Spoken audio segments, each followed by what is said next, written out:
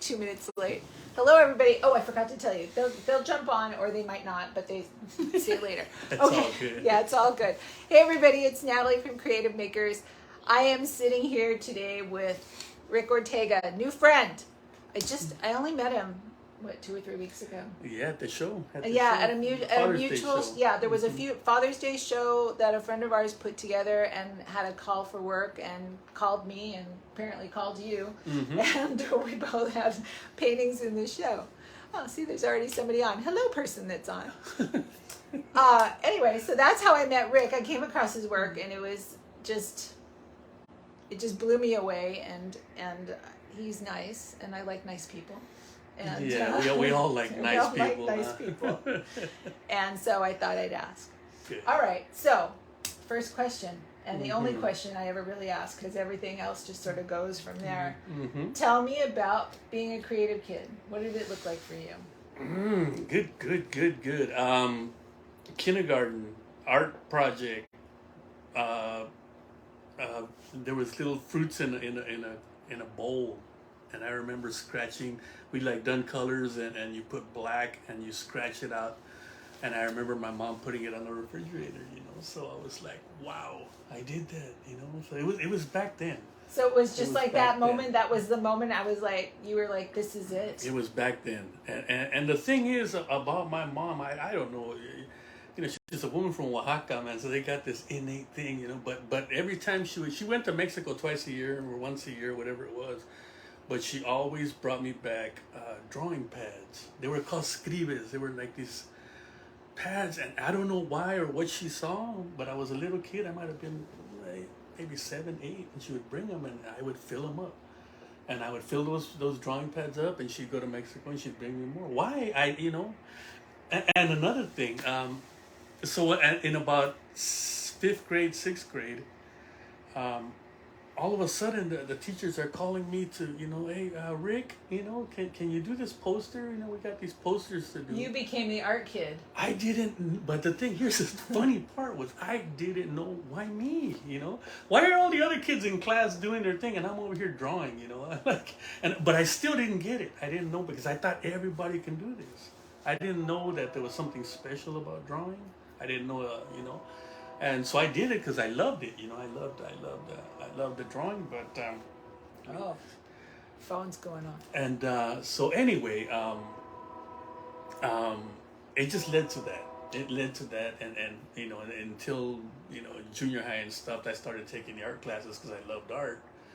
And I think it was in high school where I started to get noticed. And is that when you figured it out? I still haven't figured it out. I have not figured it out yet, but I knew that art was important to me, and I knew that all of a sudden they wanted to hang stuff around the high school. Like this is I even had a little showcase, and matter of fact, my first art exhibit was in high school. They took like in some Aratex building. I remember in Encino, and they hung up like 18 of my works.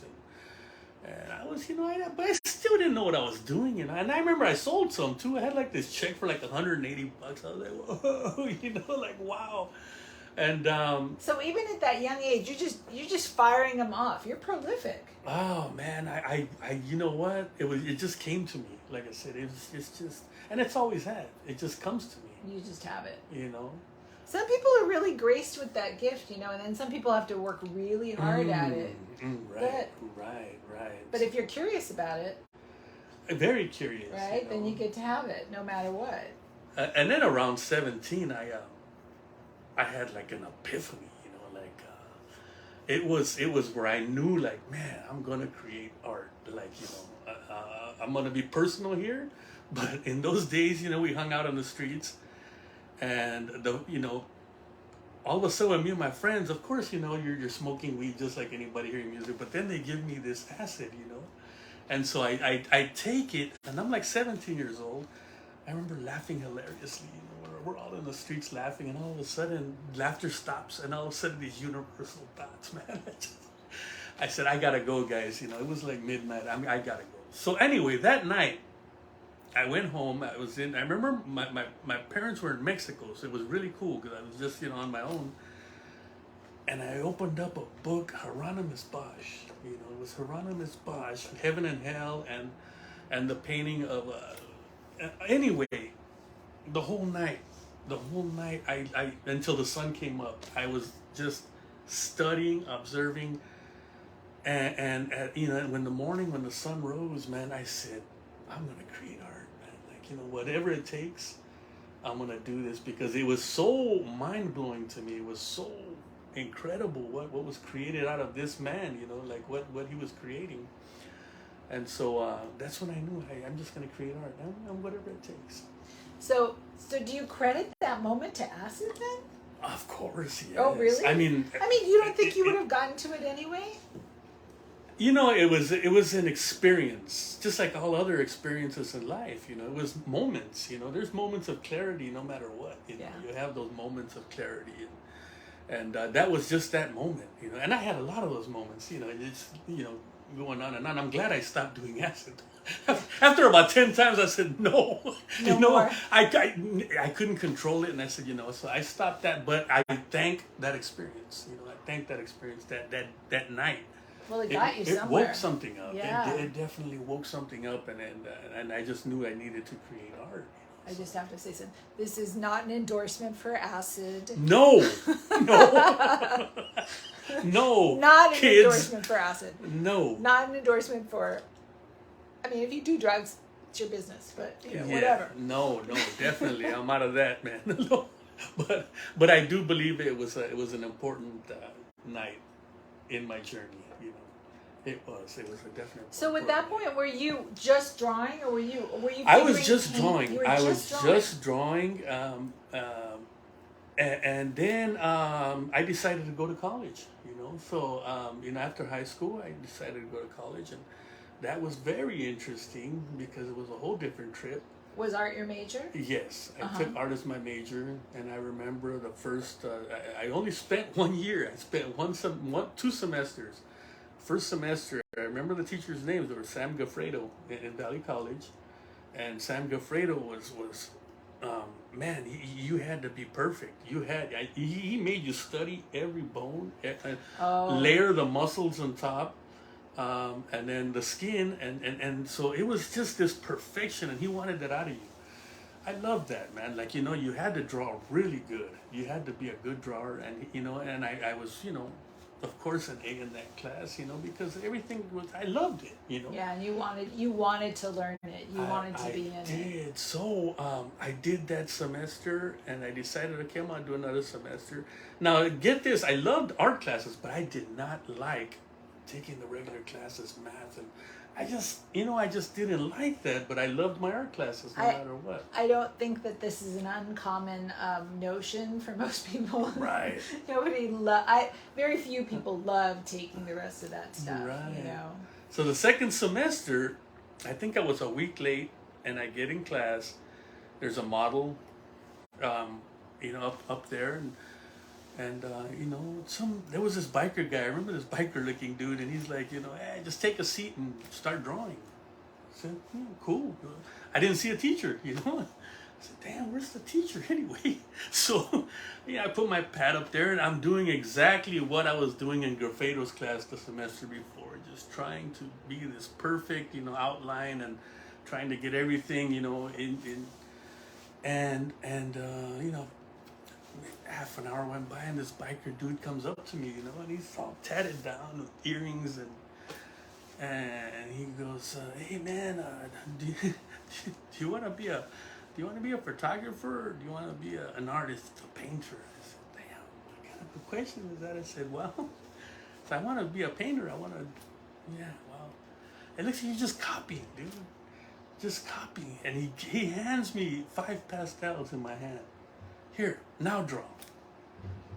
With all 5? With all 5 in one hand, and now draw. Wow. And I was like, wow. And then I realized, oh shit, this is the teacher. You know, this guy's the teacher. You know, and I didn't know, because he was drawing with the class when I walked in. He was actually drawing with the class. So I didn't know he was the teacher. Now, was he using the 5 pastel method? No, he was doing some wild shit. Yeah, the guy was being just expressive.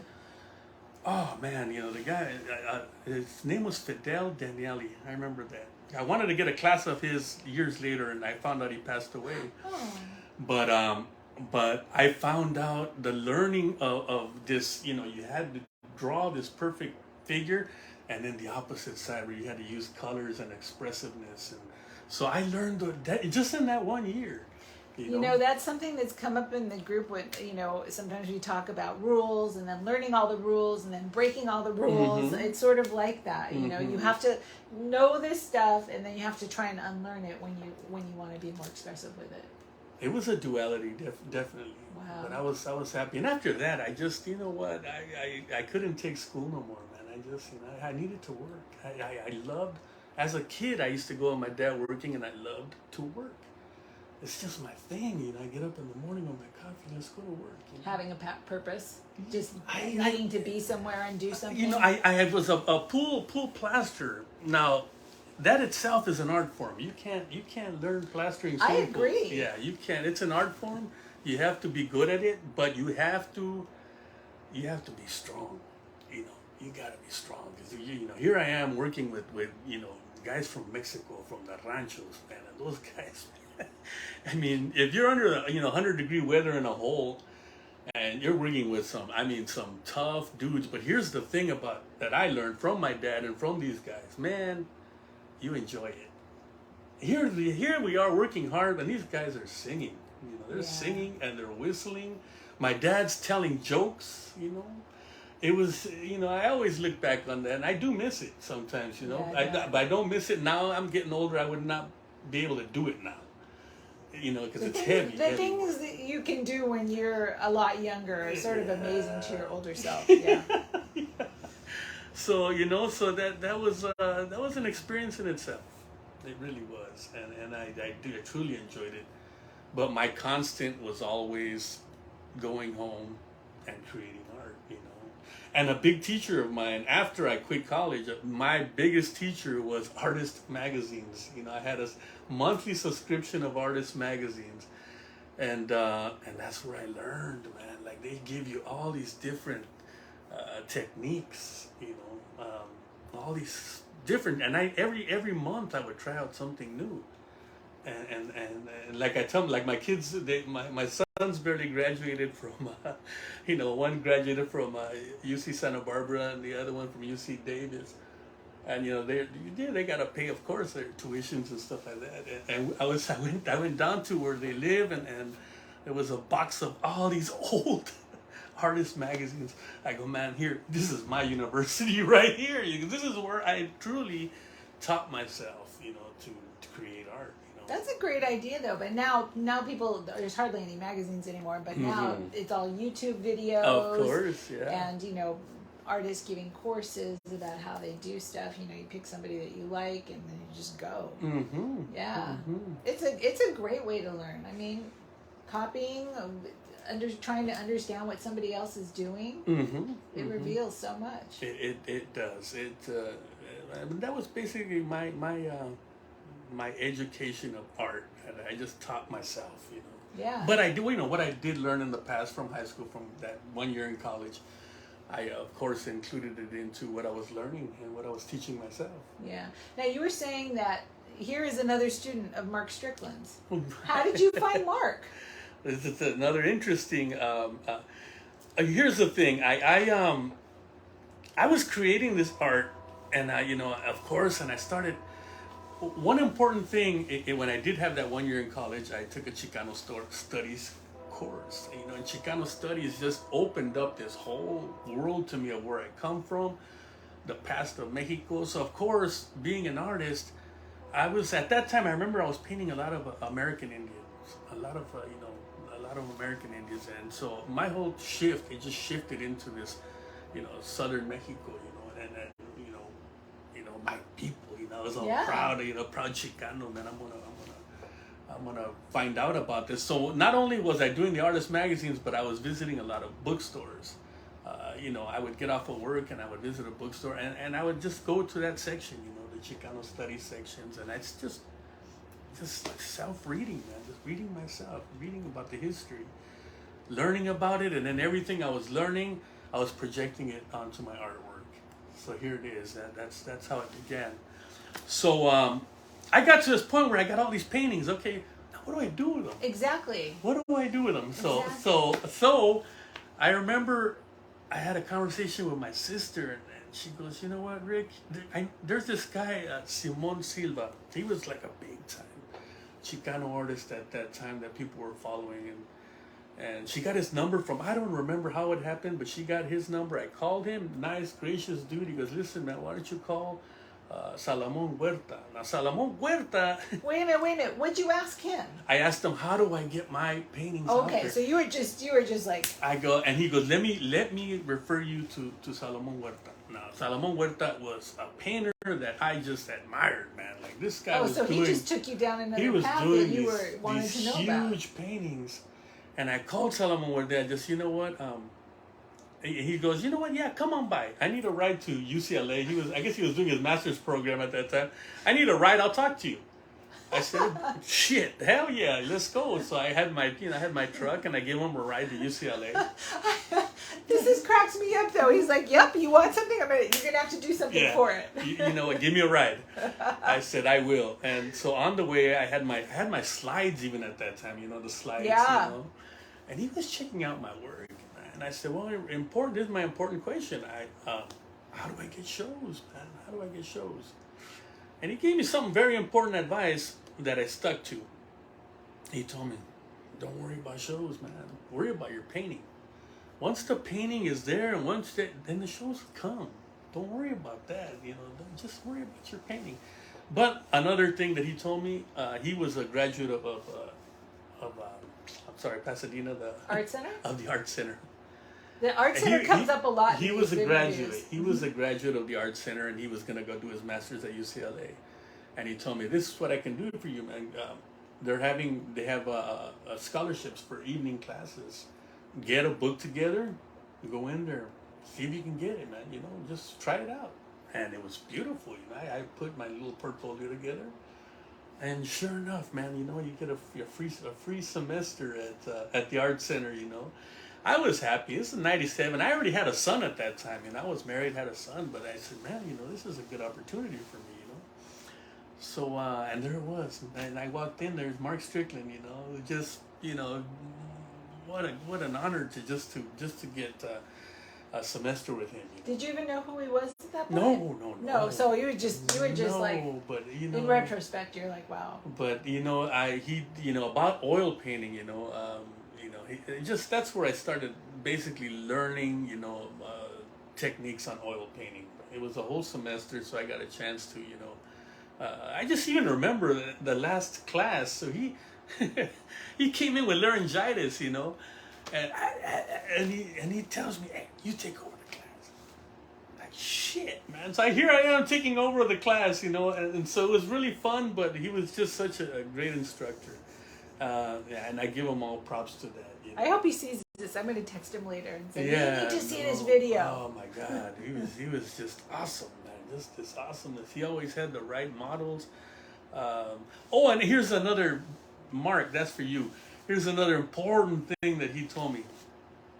So anyway, I was probably maybe four times I've been to that class, and you got the model up there, and I'd still not had a one-on-one with him, because he's teaching the class. Was that part of the thing that you would all get a one-on-one? I'm assuming, yeah, Okay. but here I am, I'm painting, and I'm doing my best, man. I'm doing my best.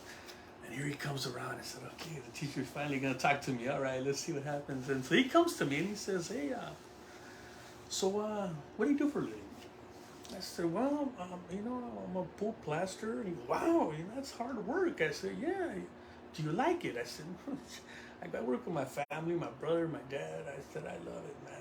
It's hard work, Mark, but I really do enjoy working.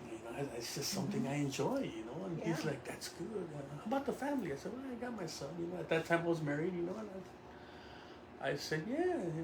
And I got, I bought a house in San Fernando. He goes, wow, that's great, man. That's so good, So you're doing happy, and you're doing your thing. I said, yeah, I really, happy. Okay, great. And he starts walking away. I said, excuse me, and I said, Mark, what about the painting? Don't worry about the painting, man. Live a good life, and the painting will come out of you. I was like, you know, wow, that's That's what, enough right there to make me teary-eyed. What an incredible, and that stuck with me, man. Like, you know, just live a good life, man, and the painting's gonna just flow out of you, man. And he told me that, and I'll never forget that. And you know, and I thanked him. I met him one time. I saw him at an art store in Glendale, and this is years afterwards. And I told him, man, you don't understand your advice. And he didn't know who it was. Of course, he has so many students, you know. I think you'd be surprised. But I told him, I said, man, you really, you know, your advice was spot on. You know, live a good life, man, and then you'll create art. You know, so I kept to that. I kept to that. That's actually excellent advice. I mean, it's excellent advice for everything. You know, be happy. You get and just keep walking. But that's keep doing it. That's it. You know, and I know that. You know, of course, you know, you go through life, and sometimes there's some tough situations in every life. I don't care, but in my life alone, you know, you go through some tough stuff. Yeah. You know, but I'm the type of artist that if I'm down and out, I can't paint, I can't create, I can't. I've tried it. Believe me, I've been down on the floor. You know, I've been to a point in my life where I was just, you know, really down and out. I can't create art. I spent about, you know, 2 years not creating anything. You know, I just couldn't. You know, I was so down and out. That's probably a terrible circle too, because you're down and out. You're not doing what you love. You're not painting. You get more down and out.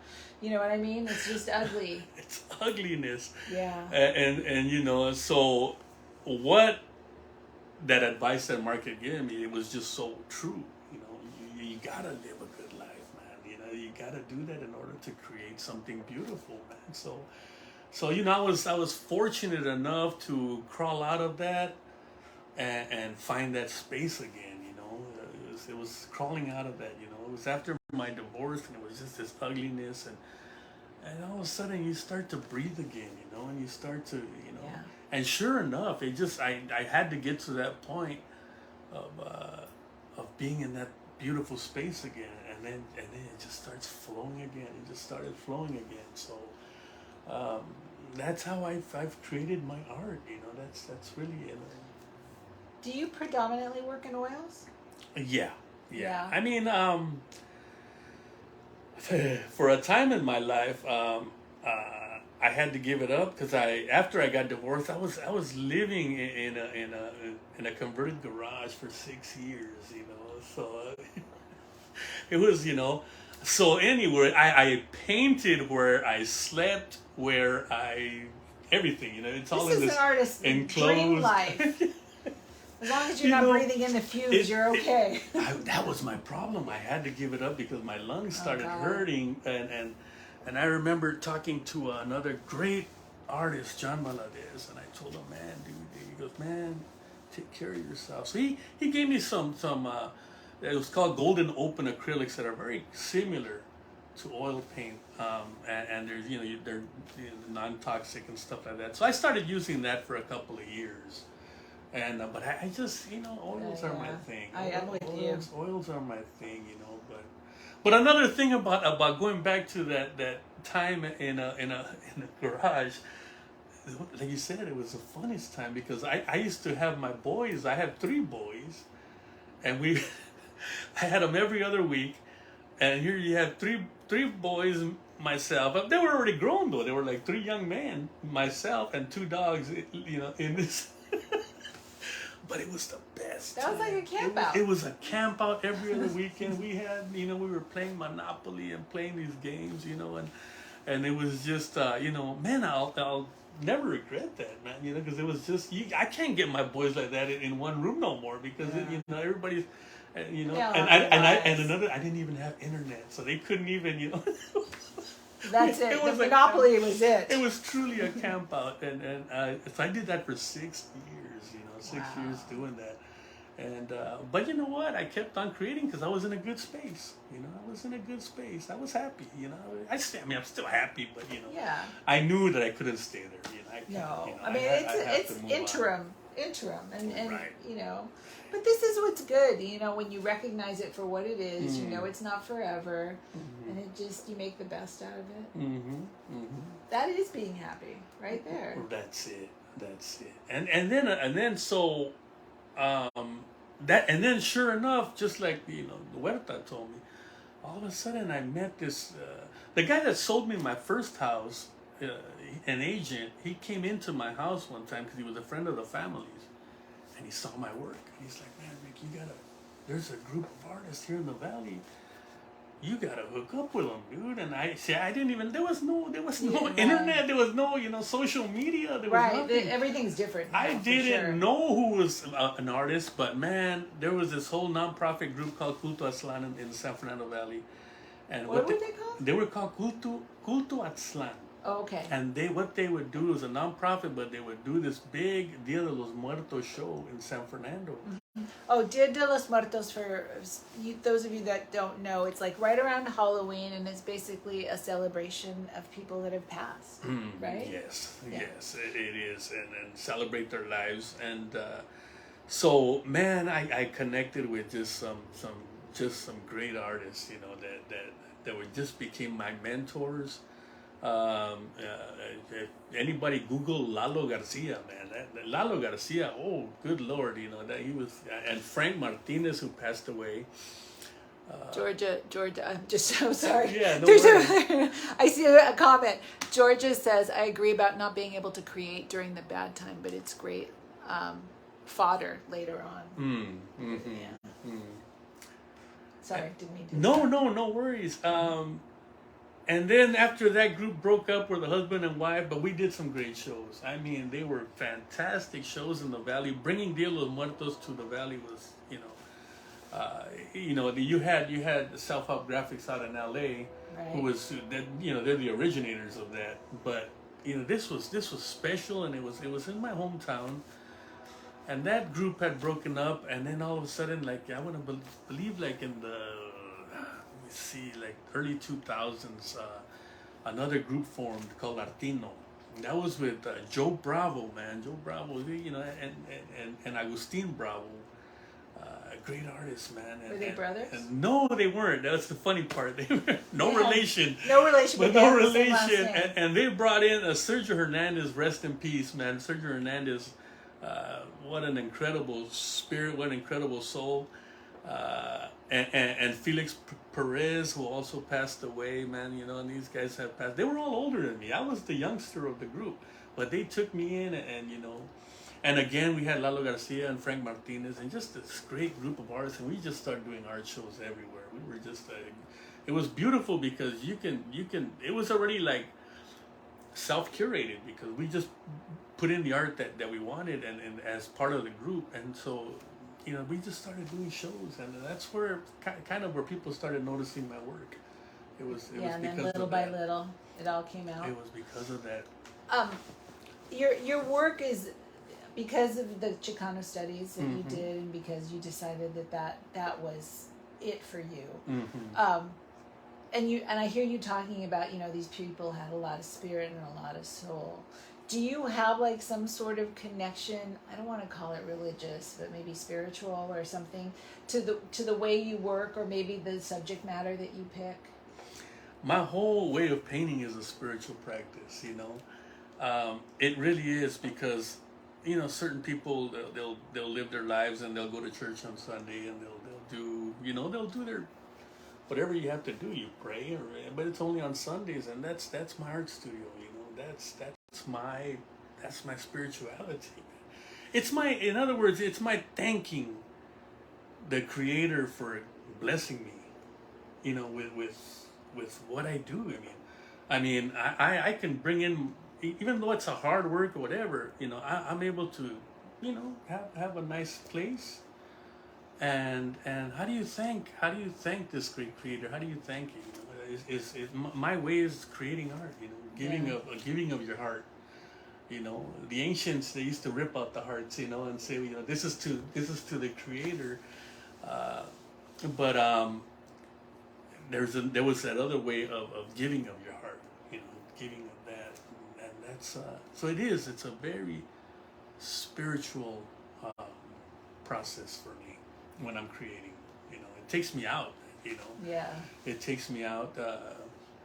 I forgot who it was that said that, but our art is a way to lose yourself and find yourself at the same. Thomas Merton said that, it's lose yourself and you find yourself at the same time, and that's the truth, Right. I get lost when I'm creating, but I'm also finding myself. Yeah, but you're right there. Yeah, I agree. So no, as far as that, I've always taken my work as a spiritual practice, always, and I intend to until I can, and it's my form of prayer. Are you? You're still working though. You're not. Retired. No. I'd love to be, but I still get up in the mornings and I go. I work for the Los Angeles Unified School District as a plasterer. Oh, you do. But it's nothing. So it's nothing compared to plastering swimming pools. Yeah, I bet. It's nothing. That's it's It's cool, I find it a noble job because you're fixing up schools for the kids, Stuff, yeah. And like I said, it's an art form. Not anybody can do that too. Mm-hmm. You have to, and I know I'm good at it. If you think I'm good at painting, I'm good at plastering. And many people don't know that, but it's all good. Because it's just I'm here. This is me. The rest is just to bring in an income. And stuff like I mean, I have no issue. I mean, you still get to call yourself an artist no matter what you have to do for money, as far as I'm concerned. Mm-hmm. And I think most people would agree with that. I mean, so you're, cooking in a cafeteria, but you're an artist on the side. You're still an artist, I don't care how you make your money. You're still an artist. And not only that, but if you're a plasterer, you're an artist. You're an artist. that's straight up. Because you have to be an artist to be a plasterer. If you're cooking in a cafeteria and you can make the food taste good, you're an artist. You're working. You're working hard. There we go. We settled on that, So totally. It's all in art form. And what's funny is that I've never put my hand at sculpting. I bet you would be great at it. I'm thinking, man, I've worked with plaster all my life, but I've never given it a try. And I'm sure one day it'll come. I'm sure the opportunity is going to present itself. It will come, but I've never thought about it, I mean, it's going to happen. Now that I brought it up. Now that you've said it out loud, put it out in the universe out there. So, maybe an evening class on sculpting. I wouldn't know really where to begin it, and I would like to. Maybe I gotta buy some more artist magazines. Maybe so. I took this class over near UCLA out of this person's house, and the way she started me with sculpture is she had a bone from like a lamb or something. It was like some sort of vertebrae bone, and she's like, okay, start with this, and she presented and she's like, I want you to do this, make one just like it if you can, and you have creative license, but I want to see something like this and make it bigger. Interesting. Yeah, and then she just gave me the lowdown on like how to not make the clay explode, and then she set me free. And then she came back a couple hours later, and she's like, "Good." She's like, "I'd like to see more around here, and I'd be like, "All right," and it just sort of like evolved from there. But that was like the first time. It was awesome. Those are my favorite sculptural pieces that I did. Totally abstract and weird. And I take this back. At one time, I can't remember what year it was, but Mocha, right there in Los Angeles, they had this show where they had all this clay. I mean, tons and tons of clay, and anybody can go in there and create a sculpture. Oh, cool! It was the coolest thing. So I went in there, and so I did this Virgen of Guadalupe against the wall. And part of the show was that you do whatever you want, and then they're gonna have a show, and then they're gonna tear it down. Yeah. So it was, but I remember enjoying it. Yeah, you should. So it's gonna come. It will come, and it did come out real nice. I gotta give. I don't think I took pictures or anything, but I remember it looking nice. We spent a few hours there. How do you? Okay, so I mean, all of your work, or at least your work right now, is based sort of like on your Chicano experience. Mm-hmm. How do you decide? I mean, how do you figure out what your paintings are going to be? First of all, are they all from just your head? Before, it would be pictures. I mean, just creating compositions. I used to use magazines before, and use magazines and reading the stories of the ancients. I would just I would try to take my viewer, like, let's say you were there in that moment 500 years ago, you know, and that's what I tried to do. I used to love the work of Alma Tadema. I don't know if you're familiar with that, but he would paint these scenes, you know.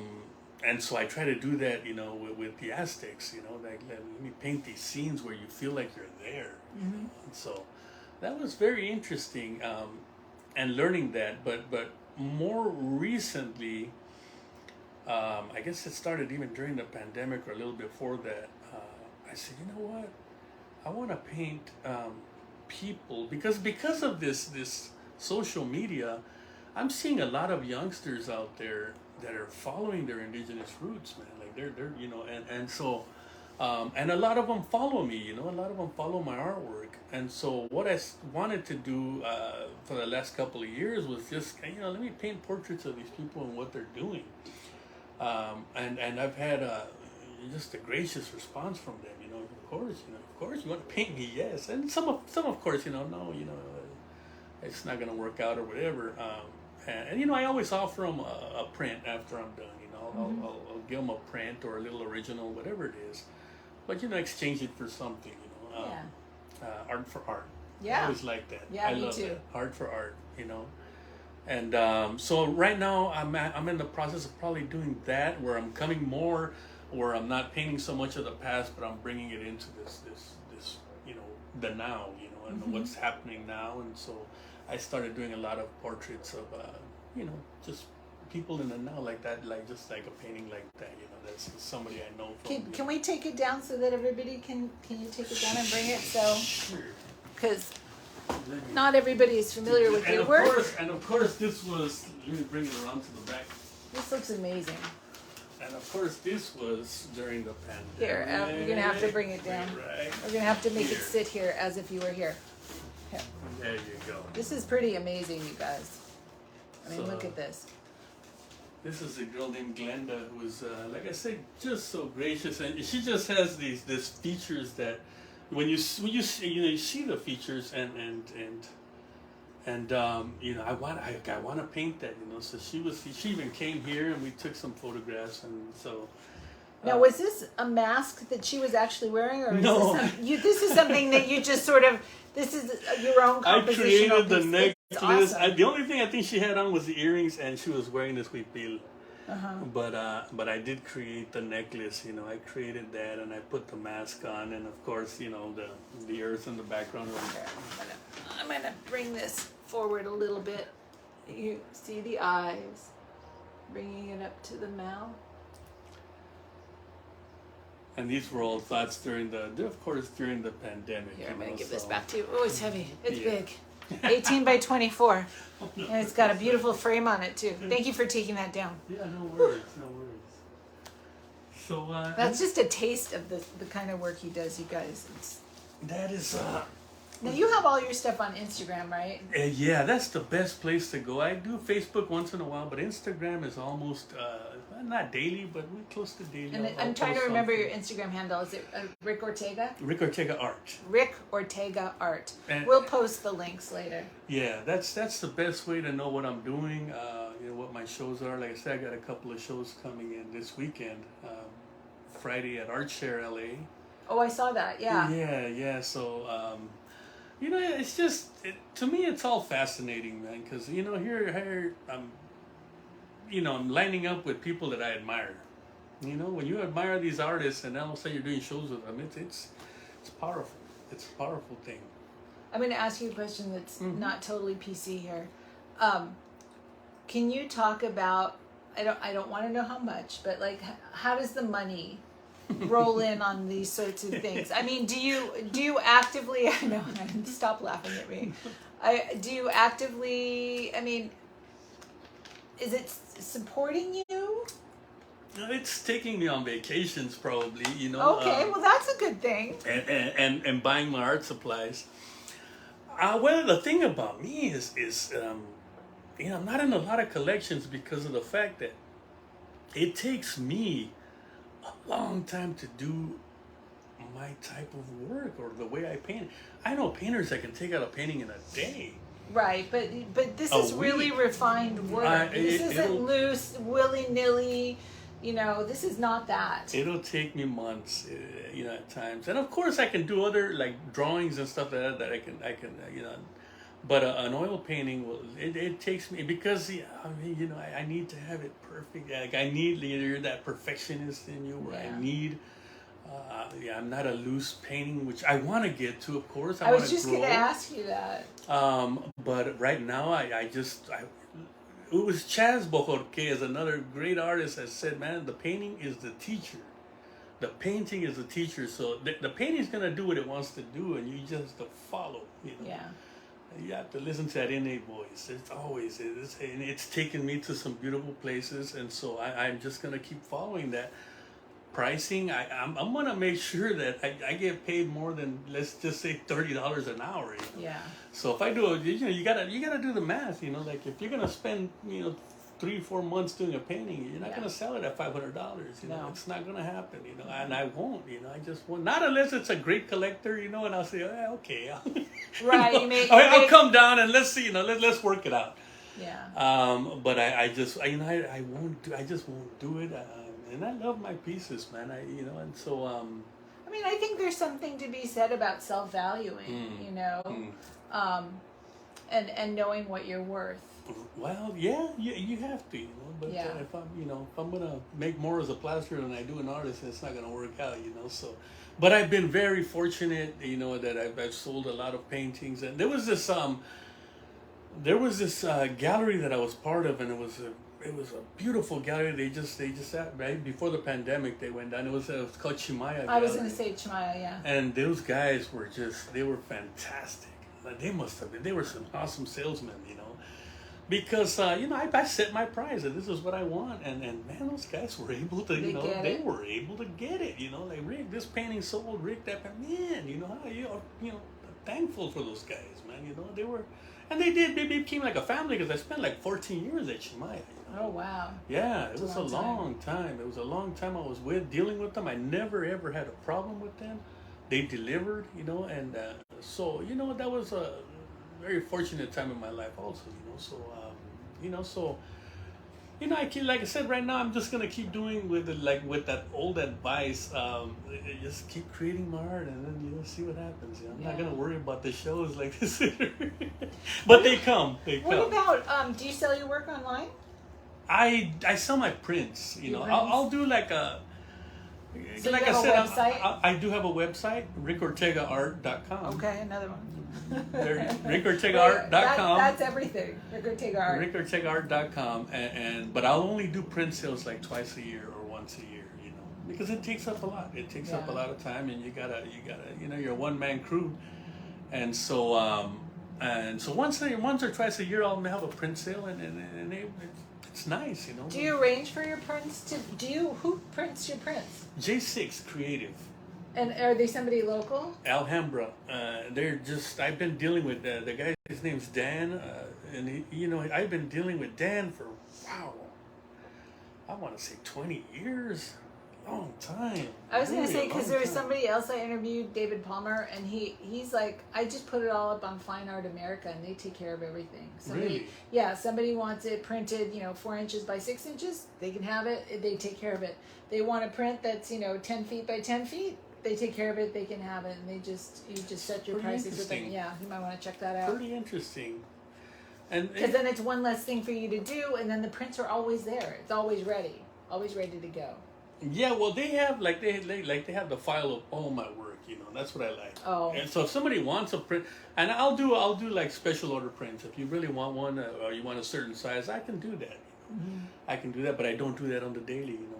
And but it works out for me. Like I said, it always works out for me. You know, I don't like the stress. I don't like the stress. I don't like to stress out. That's my worst. You know, I don't want to stress out. You know, I don't know if that's good or bad, but I do like to live my life peacefully, you know, and just calm, you know. I think there's a lot to be said about that, because so many people need a little bit of drama in their life in order to get stuff done. If you don't need that drama and you still get stuff done, you're ahead. Right? That. Hey, I'll go with that. Yeah. I'll go with that. I like that. But I do like a peaceful life, you know. I love it right here, you know. It's just me and my lady here, and, you know, and you know, I just go visit my boys whenever I can, and it's a pretty simple life, you know. I'm like, you know, and I'll hit an art show every so often. I have to, you know. Yeah, you have to be social. I'm very anti, but I yeah. but you know, but no, I love being around creatives. I really do. You know, nice. What you say? I like to be around nice people. I like to be around nice people. Mean people, not so much. Yeah, I got plenty of those. I got a job too. Yeah. Yeah, no, but I know a lot of cool artists, man. You know, and you know, and you just, you know, put some like names out there, like, you know, like Margaret Garcia has just been so freaking cool with me, you know, and I see her like, you know, just like, you know, like, I know, she's like, yeah, you want to sing, you know? Yeah. There's just certain artists. The one who helped me a lot in my life also was Linda Vallejo. When I was starting, man, she just, wow, she was amazing, you know. She just really, she's actually the one that referred Chimaya to me, but she was one of the first to sell a painting for me, you know. And so, you know, somebody to get you going, man. Come on, Rick, you got to do this and that. I think people are so generous. As soon as if you ask, people are willing to bend over backwards to share with you the information that they have. I don't hardly bump into anybody that's stingy with information. You know? You're right. Especially in the art world. You're right. Yeah. And when they're stingy, I run away. Run away, run fast. So wait a minute. I want to go back to something that you're avoiding a little bit here, and that is painting looser. I mean, I guess it has to come. You know, it has to come. I believe. I mean, I can give it a shot. It's almost like there's an artist, Cici Segura Gonzalez, and she does abstract. Yeah. And she's like, Rick, you have to do abstract, and I thought abstract. It's so easy. I tried it. Oh hell no! It's like the hardest thing to do, you know. Yeah, because now you've got nothing. You start with nothing, and there's just. So I did try it, and it just I won't show those, man. You know, maybe one day I'll show those or whatever, because I think they're they're totally a process. You know, trying to. But as for looser, I believe it'll come when it's time. You know, I just think so. It just comes. Everything just flows when it's time to flow. And you know, and it is. You have to loosen up every so often. You know. As a matter of fact, one of the next paintings I'm gonna do, which it's kind of it was a strange asking because they know my work, but Pinchi Michi was an artist. Yeah, and so she goes, I'm gonna do a blues show, man. You want to? All around the blues music? The blues. So that painting I'm gonna do loose. You know what I'm saying? Yeah. Now I'm gonna do this. I'm gonna do a loose painting for the blues. Listen to some blues and paint the blues. I was just gonna say. So is that how you're gonna get your feeling? You're gonna listen and then just see what happens. Music has always been a most important part of my creative process. You know, you gotta have that music flowing, and that was from that Fidel and Nelly, that biker guy. You know, he always had the Doors or Pink Floyd, or he had these beautiful classical music. I have whole paintings where I look at the painting and I know exactly what album I was playing when I was painting at, because cool. And I listen to it over and over and over. Yeah. Yeah. So what do you listen to usually when you're painting? I love everything, but you know, if I have to go with the favorites, it's got to be classic rock. You know, it's got to be. I love the Doors and the Pink Floyd, but to paint the Pink Floyd it's you know. But I love a lot of Latin jazz, and I love. And then if I'm painting something very Mexicano, I'll put on my rancheras. You know, I have to have that. Like it goes with the territory. You know, whatever your. That's a dog, you guys. No, they heard the word rancheras. Oh. They heard it. I know they did. They're just. These are some Mexican dogs next door, man. They heard that. I'm like, I didn't hear a siren. This is what my dogs do when there's a siren. So yeah, that music is everything. It really is. It's flowing with it. Yeah. I like that idea of listening to rancheras. Especially, I did a whole series on rancheras one time, but that became dangerous. It's almost like this method acting, you know. I was painting rancheras, and then I had, you know, these tequila, and I find out, I'm getting too fucking drunk to be doing this. Yeah. So that was before this whole Azteca thing, which became a little more spiritual. You know, it became a little more spiritual, a little more pure. Pure, and yeah, because the rancheras, even though they were fun, but man, you know, it would be really interesting to do an experiment and like see how and if your paintings change while listening to different songs or different types of music. You know, like if you had 4 different paintings going and you had one painting where you only played jazz, one painting where you only played pop, one painting where you only played, you know, Hispanic or regional music. I mean, I wonder what would happen. What would it look like? Do the strokes change? Do the colors change? That's a great experiment right there. Yeah. You got to do that. I'm gonna try. I'm actually gonna do that. I was trying to con you into doing it. I'm gonna do it with the blues. So once that blues painting comes in, I'm gonna listen to the blues, you know, and I still don't know who I'm gonna do. I told her, can I do a Jimi Hendrix because he played blues? She goes, well, I'm going with an older kind of blues, so I might do like a B.B. King or something. But I don't know. Let's see. This is a place to, you know, research a little bit because I bet you can find some stuff. I just need the music, and let's see. And that's why I said I want to do a looser thing. So this is gonna help me. You know, this is gonna help me. And then after that, I got to do another painting that I for another show with rancheras. You know, so get out your tequila. So get out your tequila and your salt and let's see what happens. I'm a little older now, a little wiser, and I like to wake up good in the morning. So yeah, back then I was young and wild, man. Like, you know, so now I like to get up in the mornings and nice, you know.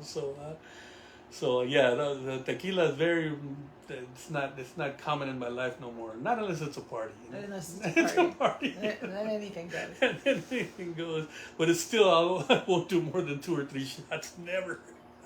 That's it. But yeah, at a party it's cool. It's cool. So that's. Well, I think we're getting to the end here. We've been going pretty long. You got any last words for our friends? This weekend, if y'all could go to Art Share, we'll try to put it up for you. Oh, one more thing. Georgia says that Cece's a friend of hers. Cece's, what a great artist, man. And not only that, but you said there's nice, beautiful people out there, you know. No, just like I said, there's a show this Friday at the Art Share, and then Saturday at the Daw Center in Pomona. But my Instagram, Rick Ortega Art, on Instagram at Rick Ortega Art, and you'll find all the information there. Like that's whatever you need to know about my life. That's where. And then all your paintings, a lot of paintings are there, and then a lot of paintings on your actual webpage too. You post everything there. No, there's just a few on the web. Okay. You'll see a lot, but not on stuff that's in process comes up more on Instagram. On Instagram, and not only that, but you go through Instagram, you'll see like basically everything I've created. You know, not everything, but most. You know, awesome. most. But no, that was cool. That was cool. That's great. Yeah, this was awesome. I'm so happy that you sat for me today. Thank you. That's cool, man. Free flowing, I like that, you know. I don't like too many questions. There was plenty of questions. Then I have to think about it. Oh my God. You just answer your own questions though. That's the beauty of working with you. I just ask one question, I maybe follow up on a couple little things, but you just flow. That's awesome. All right, you guys. Thanks for being here today. Great interview. Oh, there's Art Korea. Great interview. Love the big homie Rick. Art's a cool dude, man. I know. That's it. Nice. He is nice. All right. Bye, you guys. Let's see y'all later. People. Bye.